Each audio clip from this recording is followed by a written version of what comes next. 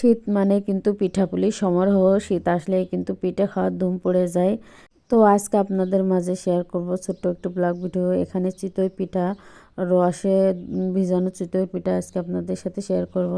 তো প্রথমে আমার আম্মু কিন্তু নারকেল কোড়া দিয়ে পানি গরম করে নিয়েছে। এই চিতই পিঠা বানাতে গেলে কুসুম গরম পানি গরম করে নিতে হয়। তারপরে সেই কুসুম গরম পানির ভিতরে অল্প অল্প করে চালের গুঁড়া দিয়ে মিক্স করে নিয়ে তারপরে এই ডোটা বানিয়ে নেবে। এই ডোটায় কিন্তু অনেক গুঁড়া লাগে। তো সুন্দর করে ডোটা বানিয়ে নিয়ে তারপরে এদিকে এই যে পিঠাটা যে রসে ভেজানো হবে, এই যে সেই রসটা আবার জ্বালায় নেওয়া হচ্ছে। তারপরে দেখেন রসের পিঠার ভিতরে একটা একটা করে এই পিঠা ছেড়ে দেওয়া হচ্ছে। তারপরে এই পিঠাটা কিন্তু সুন্দর করে বানানো হলে পিঠাটা খেতে কিন্তু দারুণ হয়। কিন্তু পিঠাটা যদি ভালো না হয় তাহলে কিন্তু রসে ভিজবে না। তো আমার আম্মু কিন্তু এই পিঠাটা খুব ভালো তৈরি করে। তো এই পিঠাটা তৈরি করার পরে আবার ঢাকনা দিয়ে ঢেকে দিতে হয়। এই যে ঢাকনা দিয়ে সুন্দর করে ঢেকে দিয়ে তারপরে উঠাতে হয়, তা না হলে কিন্তু ফুলে না।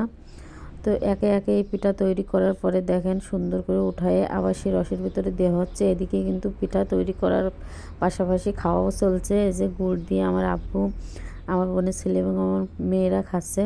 গুড় দিয়েও খাওয়া যায়। আবার এই পিঠাটা কিন্তু অনেক সময় মাংস দিয়েও খেয়ে অনেকে পছন্দ করে। তো আজকে আমরা কিন্তু মূলত পিঠাটা দুধে ভিজানো হবে, রসের ভিতরে দুধ দিয়ে ভিজানো হবে। বাবার বাড়ি শীত মানে কিন্তু অনেক রকম পিঠাপুলির আয়োজন। তো এদিকে আমরা দুই বোনই কিন্তু পিঠাটা মাংস দিয়েও খাওয়া শুরু করেছি। এই পিঠাটা কিন্তু মাংস দিয়ে খেতেও কিন্তু দারুণ লাগে। যেভাবেই খান না কেনেন চিতই পিঠার গুণই শেষ নেই। তো অবশেষে কিন্তু পরের দিন সকালে পিঠা আমাদের ফাইনালি তৈরি হয়ে গেছে। দেখেন পিঠা কিন্তু রেস্টে রাখার পরে রাতে ভিজিয়ে রাখার পর দেখেন পিঠা অসাধারণ ভিজে গেছে। তারপরে দেখেন পিঠাটা কতটা সফটও হয়েছে। আর আম্মুর এই পিঠা তৈরিটা কিন্তু খুবই সুন্দর হয়েছে, যার কারণে পিঠাটা সুন্দরভাবে দুধ রসের ভিতরে ভিজেও গেছে। তারপর খেতে কিন্তু দারুণ হয়েছে দেখেন। তারপরে এদিকে আমার মেয়ে বলছে ছোটো ছোটো করে ভেঙে ভেঙে দাও। আমার মেয়ের কিন্তু ছোটো ছোটো করে ভেঙে দেওয়ার পরে আমার মেয়ে এটা সুন্দর করে তুলে তুলে খেয়েছে। আসলে এই দুধে ভেজানো এই চিতই পিঠাটা এর ভিতরে রসও দিছি আমরা, রস দিয়ে তারপরে বানানো হয়েছে।